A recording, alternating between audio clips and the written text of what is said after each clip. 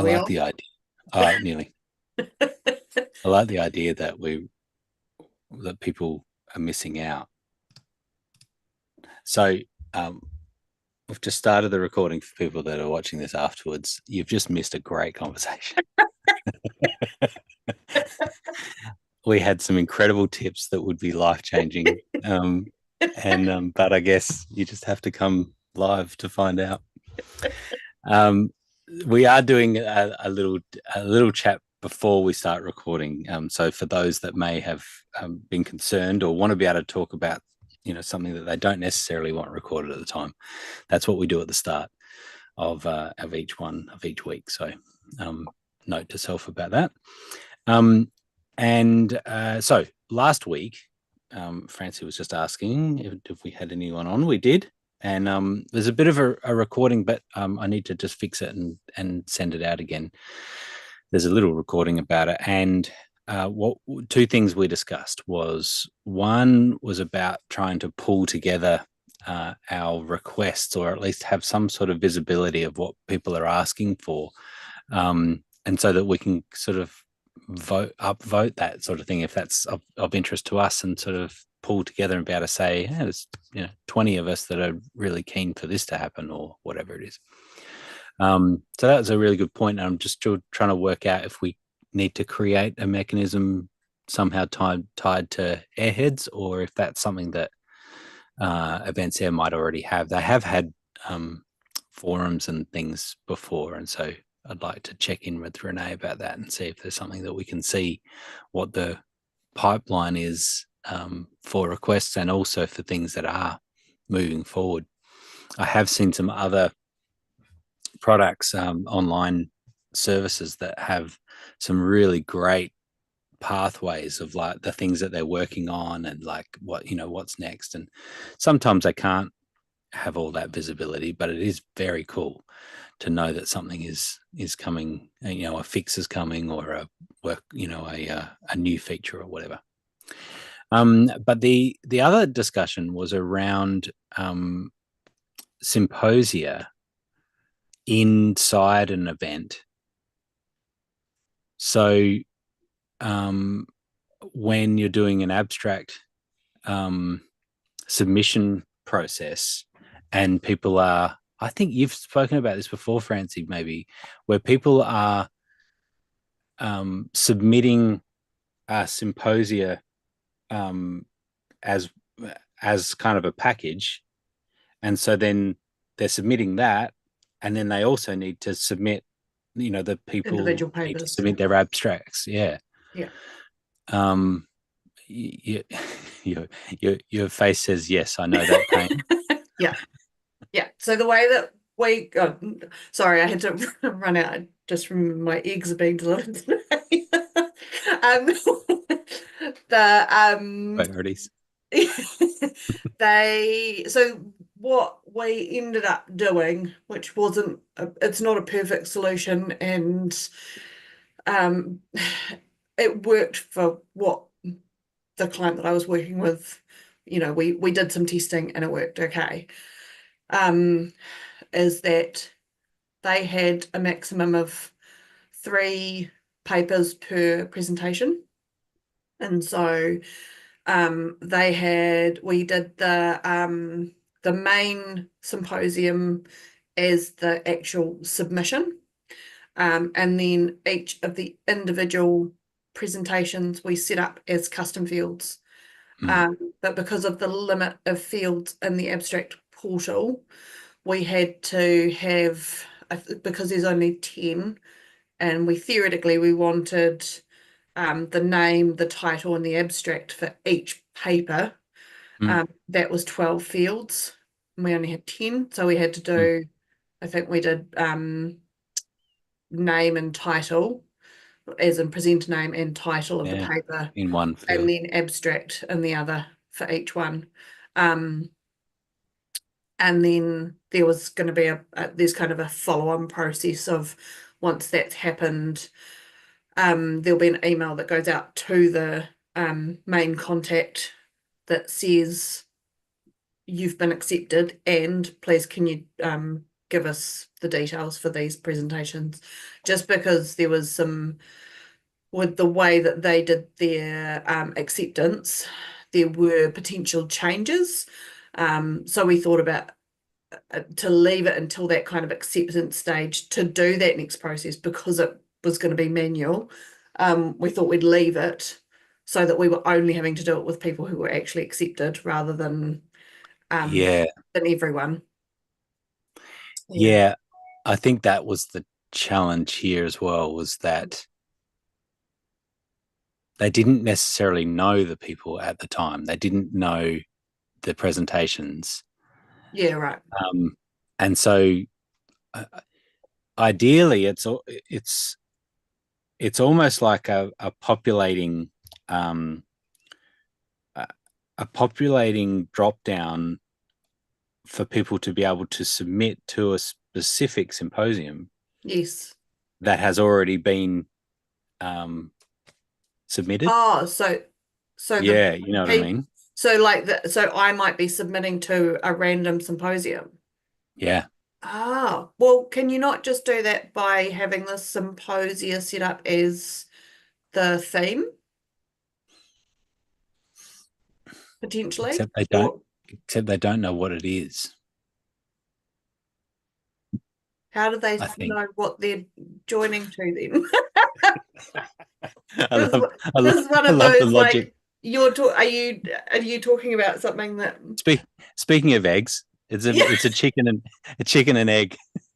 What comes first? yeah The symposium name as the theme or the presentations associated with it. But I think it is that, and being able to change it, and the individuals being able to update it or things like that. I think yeah. that was So I the would tricky bit. either be using the theme for the symposium, Hmm. um, And or updating that as they come through. yeah. You know what I mean? So the symposium name gets updated. Yeah. Yeah. Yeah. So you just update that in the back end. It does. Yeah. You do end up needing to like go in and save and resave sometimes, because sometimes it doesn't automatically update the name in the drop down. Hmm. Because there's the keywords as well. So I know people who've had situations where they've used the keywords for themes as well, or like Right. where you've wanted to choose two themes, they'll use the keywords instead of the theme That's option. right. That's how If I only would do that though. if only there was a way of like filtering the keywords, Kelly. Like, that there was some sort of way that you could, just click a button and it kind of filters. Have Kelly you already Kelly talked had a about that? she's got a little script for that. Ah, have you? Mm, I Yeah, it's very do. cool. Hmm. It's it is pretty cool. I'll give myself that I'll credit. admit. It's a pain in the ass to set up, like absolute nightmare. Um, but So It it looks could cool. work. is that if you've got a whole load of keywords that you can filter them down to certain chunks? Yeah, so we Yeah. have about 83, and some of them relate to specific practice areas. So, Jesus. yeah, and they being my committee, were like, oh, this is overwhelming. Can you make it work? And I'm like, oh, that's just the system. And then I got a bee in my bonnet and was like, I probably could make it work, Maybe. actually. And spent way too long one night working on it and made it work. So I was happy with that. You Wow. have to like custom set it up per event, so it's not really Yeah, something you can right. easily Clone it. clone. But it is workable. Yeah, it was cool. I've never Thank you. used keywords because I was a scientist um at university, and for me keywords are things that Little I would come little up with flex as there. an author. What was that? Just a little flex. Yeah. I was I was a scientist. I was a scientist. As in I did science at university. So when we I did science at high school. Does that count? did you write any papers? Um, Did some um, worksheets. so when, as an author in science anyway, in geology, I would come up with keywords but they would be to do with my paper specifically. Whereas Eventia does it the other way, where you're creating them for people to choose. So I find it quite hard to get my head around it because I've come from the science background. And it doesn't work that way because I'm like, well, I'm not going to choose keywords words that you're giving me because they're my keywords, they're my paper.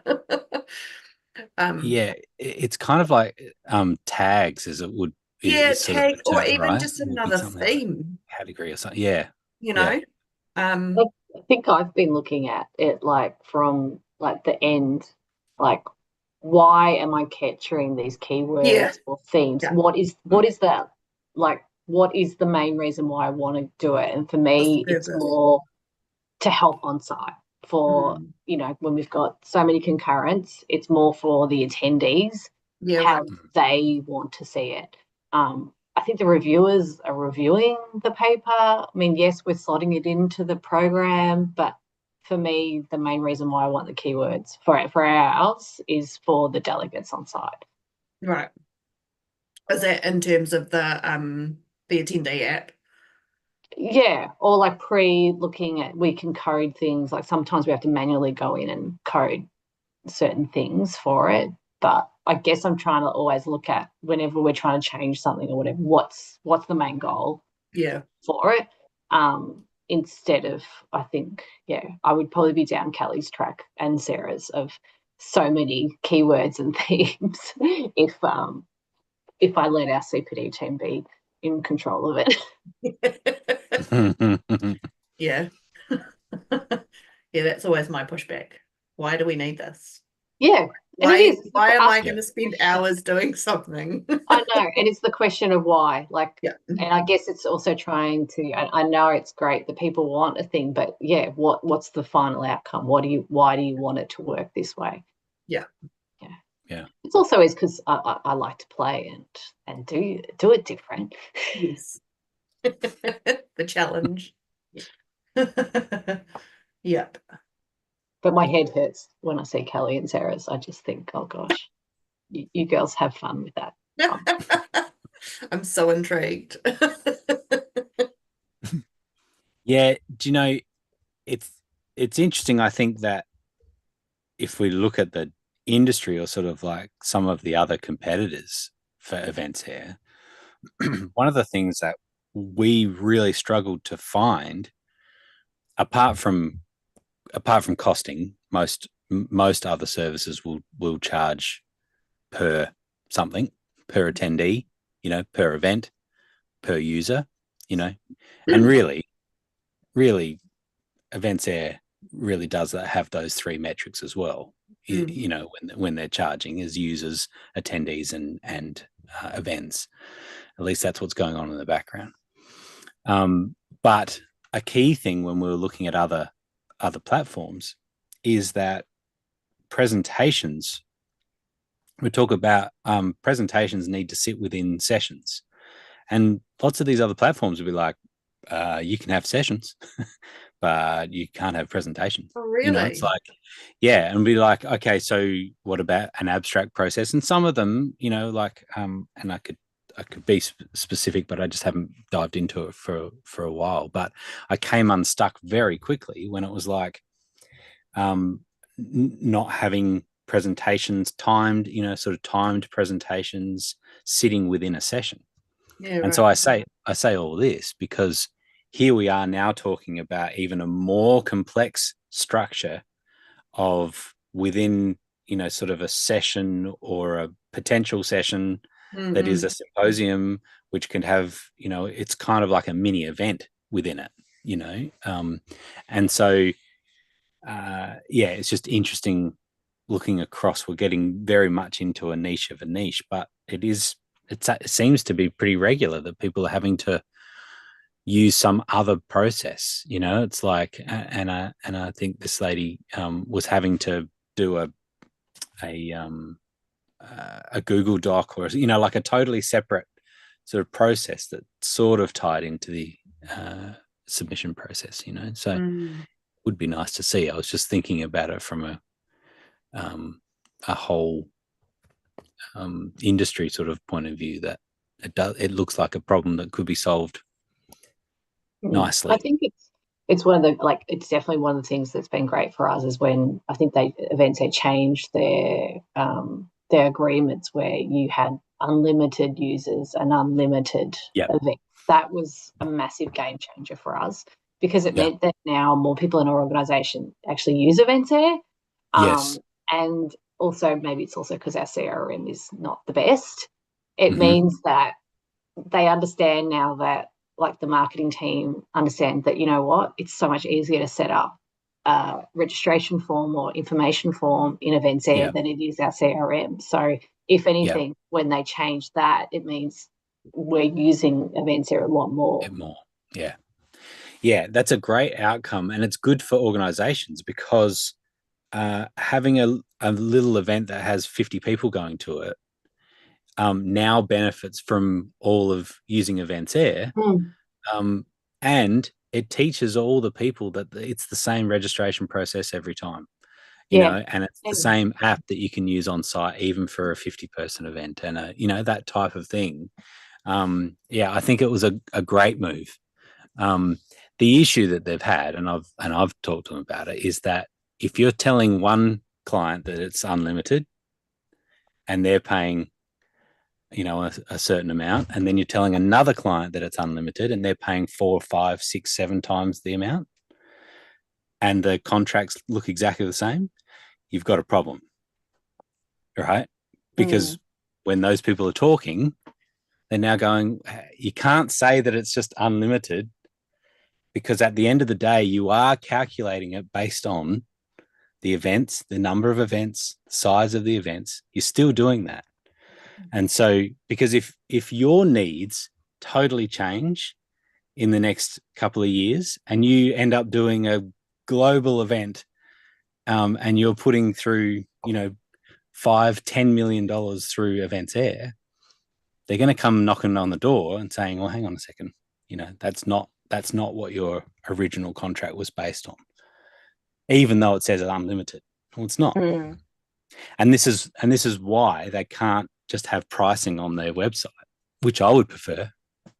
just have pricing on the website and make it easier for everyone, but they can't, because they can't sell it the same for a tiny little, one-off event, or they do 3 events a year, and give that same package to a agency that's doing 20 or 30 events a year. So they wanted to simplify it, but in the process actually made it a little bit more complex. So but it's like I'm probably one of the few, and I think Events Air are getting rid of it. I still use On Air and the Aircast Studio for some of our live events, and it's always the hard thing. I can't budget for it, because when you're hosting things with the Aircast Studio, you only pay for live views and how many minutes. So I've just given up. I just do like a sort of a basic based on like an arbitrary amount and that. But it's really, that's probably one of the hardest things is I have no idea how many people are going to live stream. We've got an event on Saturday. I've got no idea how many are going to jump on. I'm waiting to see what's going to happen, because I know that they announced that Aircast Studio, they're not going to continue that. No. Yeah, that's all right. I'll learn something new. Yeah, I mean, there are other platforms that can do that will go back in. There's even things like Vimeo has its own type of way of bringing in contributors and sort of creating a virtual event out of that. That's how we did it when we were doing virtual. Is the AV techs who knew what they were doing, they just had Vimeo and were casting it into well, actually I think they had another thing between at the event, something to that then went to Vimeo. That's right. I was just gonna say, because Vimeo tends to be about distribution, right? So but it's not necessarily about the creation process of the content. And so that's what Aircast Studio was doing, is creating the content and then sending it out to their own CDN and that's what you're paying for, is all that is the bandwidth, essentially, because they don't want to say, again, unlimited, because they're paying for all the bandwidth that goes out. And for a large event, that can add up. Apart from it can be very glitchy at times, I actually like the Aircast Studio. It's very, for me, not being an AV producer, for me, it is super easy to use. It's been very glitchy. Yeah, anyway, and I always have a bit of a panic attack before we go live on Saturday, because we never know what's going to happen some days. Yeah, see, we still continue to do online events, mostly larger scale events, but for America, there's ones that we do, and so, but we have really just doubled down on using Zoom as the contribution method, and it works best because we like it, because all of the contributors like it.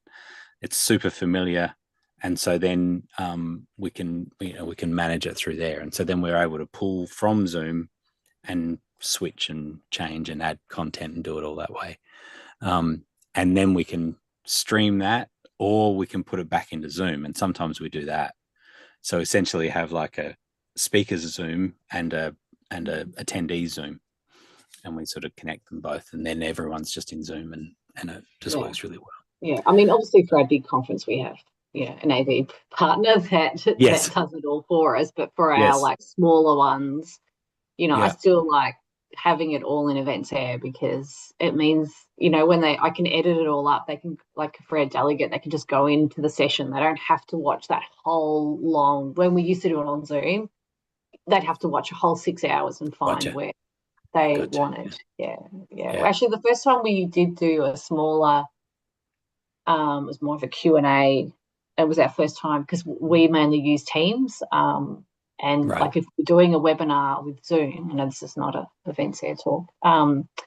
We would usually have to pay to upgrade because we use Teams. So it was the first time actually using Teams for running a webinar, and it was fantastic. It was actually, I was surprised at how good it was. The registration form, we could even custom. Yeah, it was quite good.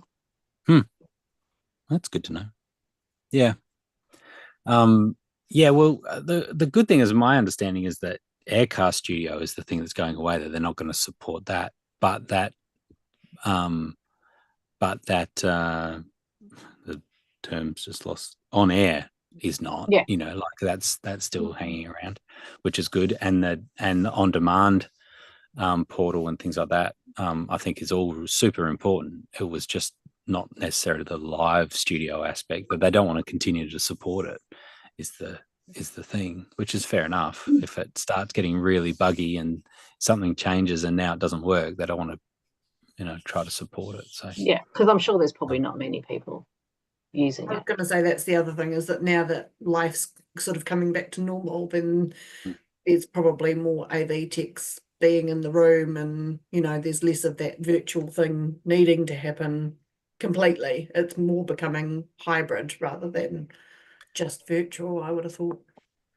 Yeah, I mean, I'm really keen on seeing virtual events continue to be done, and to be done well, because I think it's a shift that I'd like to see continue in the industry, that people are used to having, and I've said this before, is the idea of it being that an online event by its very nature is inclusive. It makes it available for people geographically, and socioeconomically, like they're able to get to this event and get access to the information and the community and connect to it. And then I think that the in-person events can afford to start to be more exclusive for certain industry, because you have both of those, and you continue to build the community by those two different types of events. And by having it a little bit more exclusive, meaning that it can be limited, this number of people can be limited, which means you can choose venues really intentionally and carefully, and you can fine tune those events based on the number of people that you have, because you're able to hold it in. And maybe you have more of those or whatever, but by doing virtual, you can time shift so much as well. There's so many things that were such a benefit.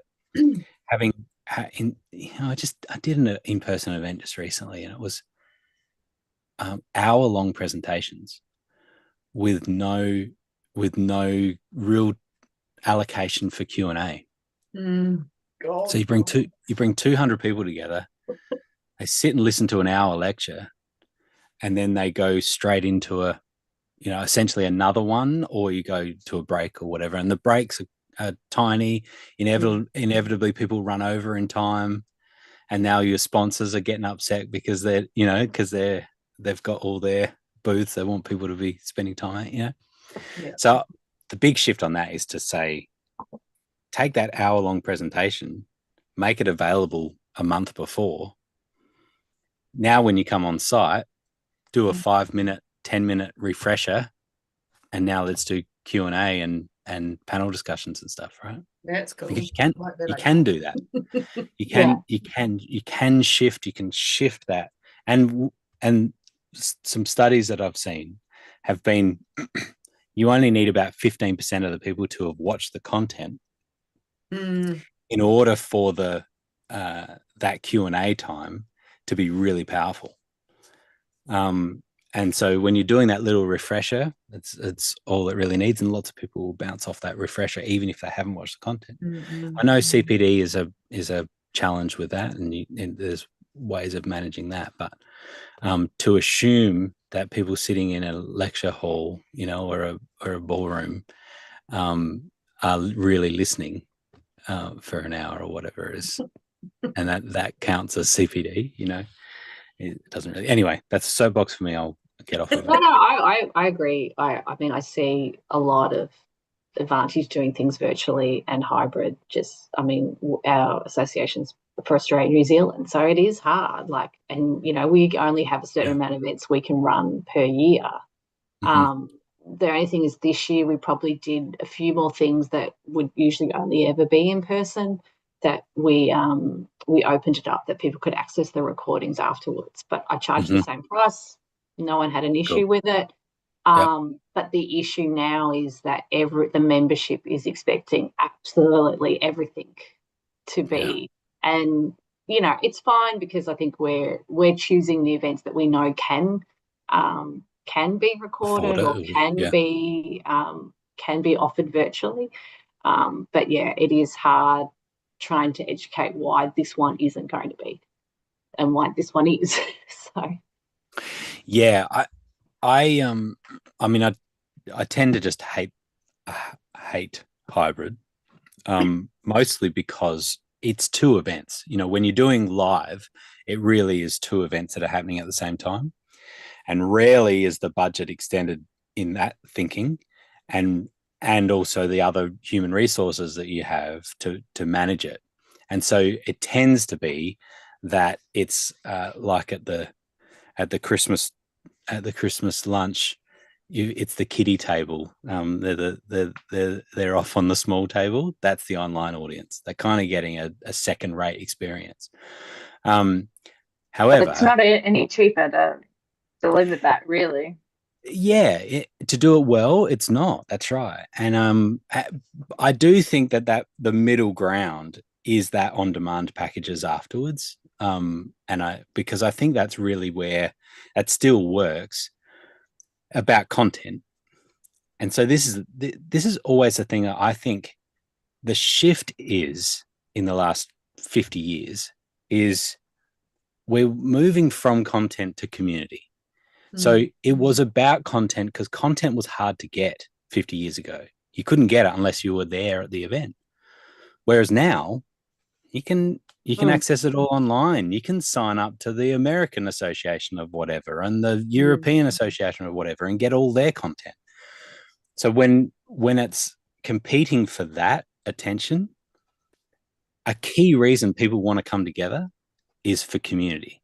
It's for networking. It's for them comparing notes on things, for asking questions, to, really spend time with them, to meet sponsors, to go to the booth, to go, see all that. That makes sense. But we're still programming our events based around content. And so we waste so much time just pushing out content at the events that we minimize the actual reason people are coming is for community. And so we have an opportunity with these different platforms to be able to get content out, but then work on how are we doing community, because that's the thing that makes them most successful, and actually applies the content. So then hybrid comes in where I lived in LA for a few years, and I did an event and I tested out this idea. It was an in-person event and a couple of thousand people in person, and then we had another 1,000 people online, something like that. And so what we did is, in the foyer of the big ballroom, is we set up a podcast booth, and we hosted the online event from there. So they still watched all the main sessions. One of the coolest things was, as soon as the session finished, we already had organized that the speaker from that session would come straight to the podcast booth, and we would do online questions with them. Nice. So it shifted this whole idea of the online audience is second rate and is getting a worse experience, to now the online audience is getting the first access to ask questions to that special guest who just spoke. And it worked incredibly well. And of course, then we have people come from inside, and they'd come and stand around the podcast booth, to listen to the questions and things. And so that was a shift. But you can argue now that it was two very separate events sharing the same sort of content at certain times, and then generating, different content that was happening at other times. And so where I haven't quite got this across the line with some events, even these smaller events where we're able to do on-demand packages, which I think works great. Here's all the content that happened from the event.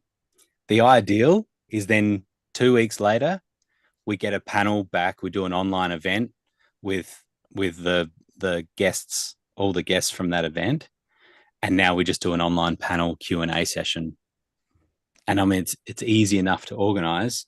Yeah. And now all the people that were in person are also invited back to that online event, and now they're asking questions and they're building that, connection. I've been thinking about that for the last couple of weeks, like, can I ask you this question? And, what would you do in this situation? And that sort of stuff. That's incredible value to building community. Yeah. Anyway, you got me. You got me on the hybrid, thing. And I think that's what I love, these conversations. I mean, I've got a lot of great ideas of how, because it's something I always try to focus on, is that virtual, because they are still paying you a registration fee. But I think it is definitely about that whole community thing. And I do find that, why we try and tell the chairs, please ask the first question from the app. But you'll find, but we are finding more when I go back and look at the chat or the Q&A, that people who are online are actually chatting with each other and during the session. So they are kind of working it. Yeah. Interaction. Yeah. But I think it's definitely, I think it was Fleur that mentioned it, and we've done it this year, was, about, because we have the recordings open for 3 months, is giving them something else to remind them to go back and watch it. So that's worked really well. Yeah. We've seen that too. Yeah, another reminder, like a month in or whatever, just a reminder, it's all there. Or here's a spotlight on a particular session that was great. If you hadn't caught this one, this is a good one to see. Well, we usually call out like we'll do the report of what was the most live streamed session, and we'll actually say this was the most. Have you watched it? So sort of triggers them. Oh, okay, maybe I should watch that one. Maybe that's worth watching. Yeah. Very good. I could talk about that for days. I've got a question on a very different topic now. Great. Mainly for Lisa, because Lisa, you're on Bond as well, aren't you? Yes. Are you looking at any smart connectors to Bond? Currently not, because we're having a audit of our current CRM, and just knowing how our CRM works, that you can't change anything. I just very much doubt it would work. Yeah, because you're in for the long haul with Bond. For those yes. of you who don't know, it is a very bespoke CRM. That's why I use Events Air more, because I simply can't go in and change a registration. If I want to ask a different marketing question, I physically can't go and do that. I would have to ask them to do that. Oh my God. Wow. Mm. Their website looks yeah. pretty. I like their website. Yeah, I think that's where it ends. What ones are you looking at doing, Kelly? We'll make sure it's the right one. Is this the right one? Yes, that is the right one. That's pretty. I like the website. We're actually currently working with Bond to do the API, and we were this close to going live with the production, and I was like, oh, I've just picked up a massive issue. So we had to handbrake that like 2 hours before it launched into prod. So that was fun. But yeah, I'm just like wondering if anyone else is using it, because like the smart connector, because I've seen all the documentation of the members, however you say it, smart connector. I was like, that, like, they've documented it really well, so surely Bond can follow that. But yeah, or I mean, just the main talk to events there, which they don't seem to be doing for some reason. Yeah, I mean, the main thing I would want it. I'm lucky that all of my member services guys know how to use Events Air now. We've trained them all, so they can look up to see if someone's registered an event in Events Air. The only thing I would want is for the CPD points. If I could get a smart connector to do that, Send would be it back. brilliant. Yeah, to send it back into Bond. I just, with my experience in the last few years with Bond, I just would not trust it. That's the vibe I'm having at the moment. So yeah, I was wondering if anyone else and you're about the only person I know that actually uses Bond as well. Yeah. So I've heard from a lot of people who use IMIS that it's working, the smart connectors and that. I never thought I would hate anything more than IMIS, but Bond has absolutely stolen that trophy. So yeah. I'm not surprised, actually. IMIS, while I have my issues with it, it's definitely a league ahead at certain things. So, and I feel for our membership manager, because she must get sick of me always saying, well, in Events Air I can just do it. Like, oh, I've got an issue. Oh, I just raise a ticket. Whereas with Bond, I think she has like 10 tickets that she can submit a month. Even if it's an issue, with their system that is not working, you only have 10. And I'm like, this is why I've built it in Events Air, because I have an issue. I can ask them a question and they'll fix it. I haven't heard that, but amazing. Love that. What, you didn't know how many tickets there are limited? Oh, excuse me. No, I didn't. But yeah, again, I use Events Air. Yeah. So if the issue I had in our CRM, they would be like, oh, could it wait till next month, because we've got no tickets left, and then it'll cost us more to. Wow. It's probably because they're all so busy working on all of their people are working on our digital transformation. And I think I saw the report log that we have, and it is long. It's beefy. So they're all busy with us. Sorry, Lisa. No. That's why I just use Events Air for everything.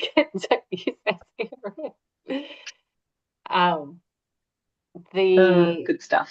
Oh, no, I totally forgot what I was going to say. I think, isn't there, I think the biggest thing for us too is obviously like when we do have to do a bulk export and import into our CRM for CPD points, that for ours, the email and their membership number has to match. So I guess that would be, I'd love a smart connector, I guess, to check that when they're, and we, so we've had to do a lot of code of, make sure this is what's registered in your membership. But I think like everyone, we've all got multiple emails now. Or you don't remember your membership number, and it is a very big manual process. This is not for Events Air. This is obviously for us having to use a separate system. But I think isn't there a plan of where they will be able to have an API connector to check that? Yeah, attendee verification, which I believe is live. It is live. We were looking down that route because we've got HubSpot, and we went through the whole process. And because I'm quite new, I'm still learning, and we've only had HubSpot for not very long. We were like, what do we actually need it for? But it was a useful process, and like you said, the documentation is really well done. We had a meeting with Vanessa to go through it all. And the attendee verification basically means that you create a registration form, and the first thing that people come to is enter your email address here. And if you've got that attendee verification and the API set up, that it will say, okay, so this is Francie's email. So, and then it will bring you to the registration form with everything populated from the CRM, that as long as it matches. So it does, again, it has to be your email that's registered with the company, with the CRM. But yeah. Just you go solve that problem, Kelly, and let me know how you go.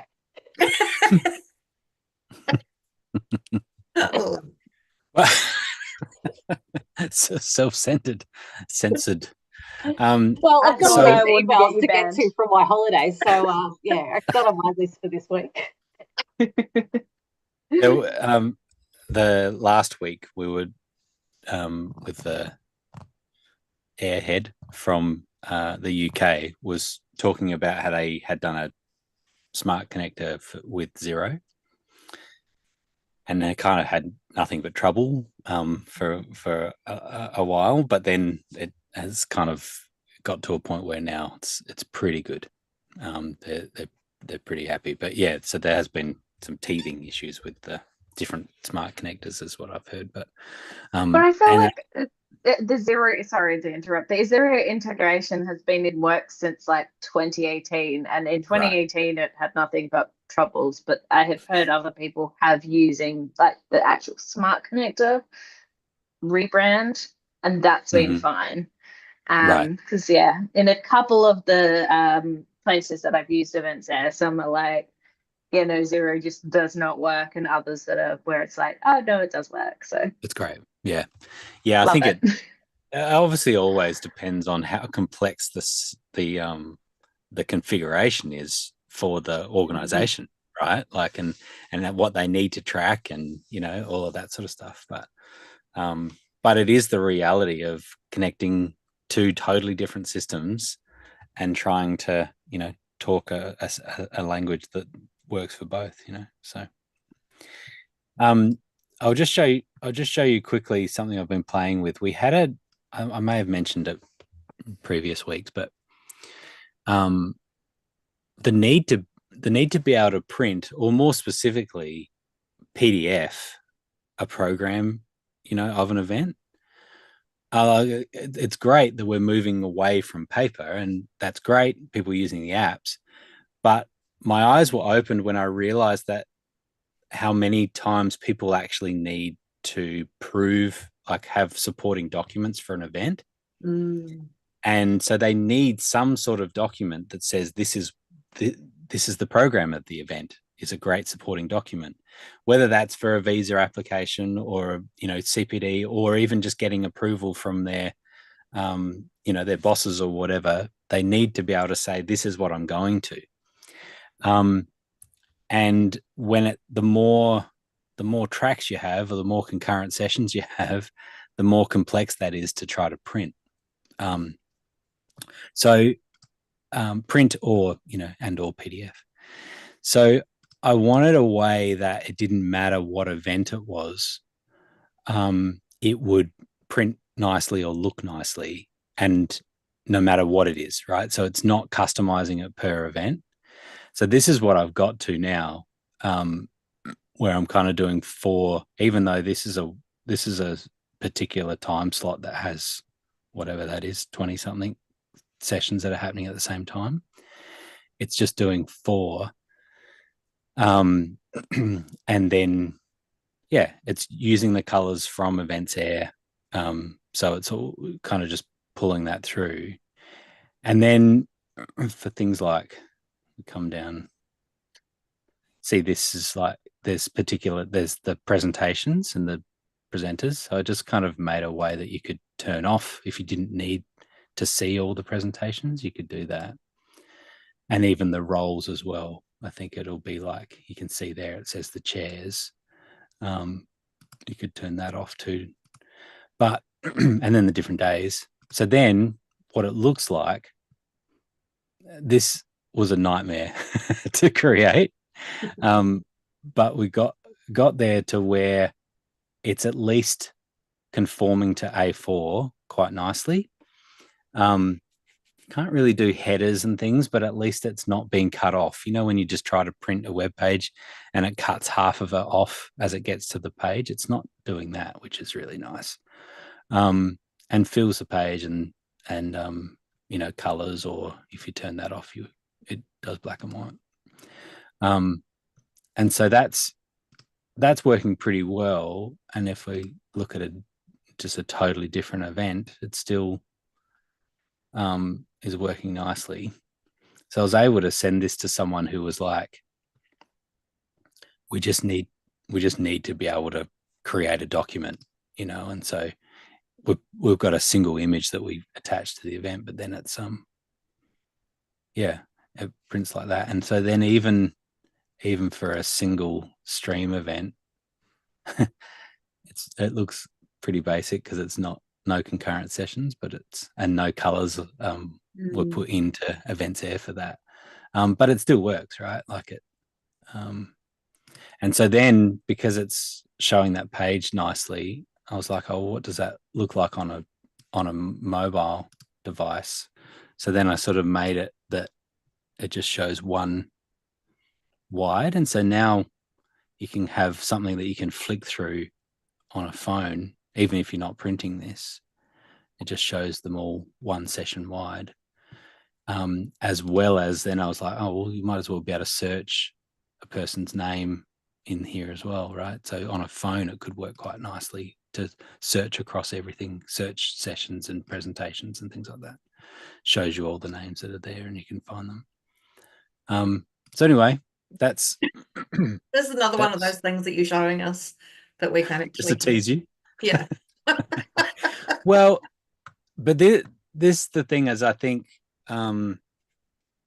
we have just recently there's one of those events, actually one that I was showing there was in another Events Air instance. It's not our account. Yeah, right. And so we were kind of testing out that idea of being able to access someone else's events and be able to output like this. And that's worked really well. And so want to be able to do,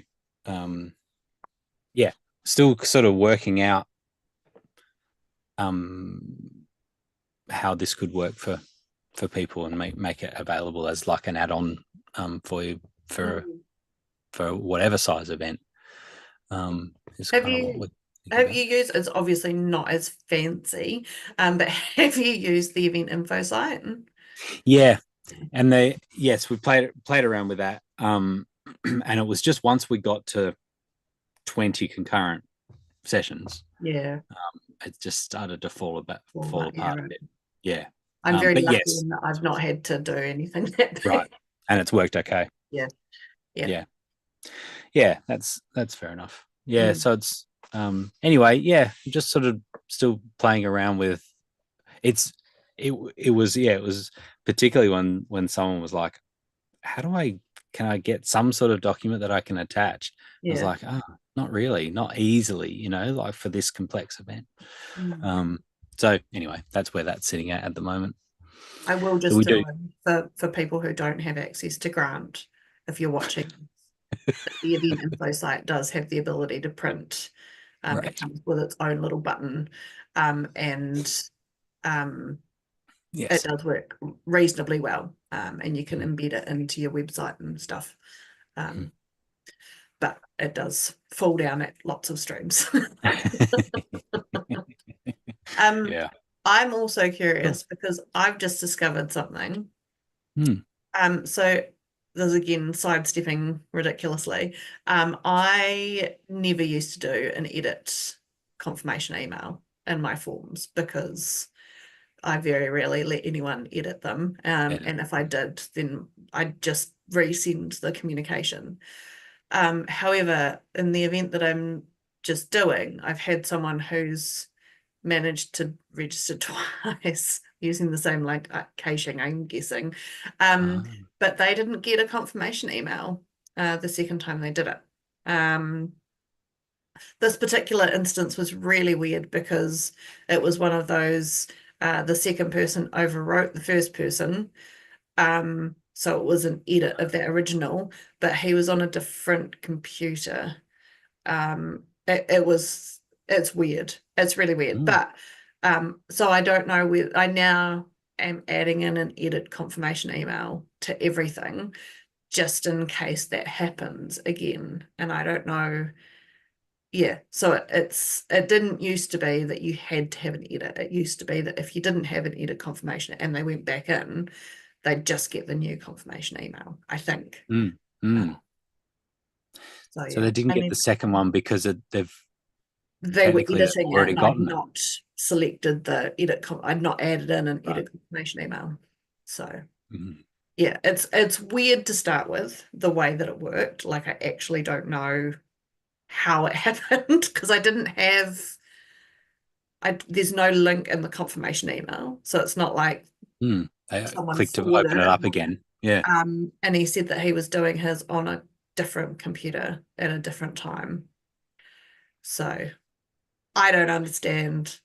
Is the token in the address or something? There's no token in the emails because I don't want them going back in. No, but not the email, but at any point in the registration process does the token appear and then that address was shared or something, but it wouldn't. It's a mystery. So yeah, I need to do a bit more testing, but I just wanted to point it out in case anyone come across it. I'd be intrigued to know. And yeah, when I've got some time, then I'll try and do some testing and check whether it's just a weird one-off case or yeah. So yeah. Thanks, Kelly. Bye. Yeah, so I don't know. It's a weird one. I'm kind of hoping it's just that one instance that's been weird, but yeah. Yeah. Okay. That's we'll see what other people say. Yeah. Yeah. Great. We'll see you next week. Yeah. Thank you, Francie. Bye-bye. Bye.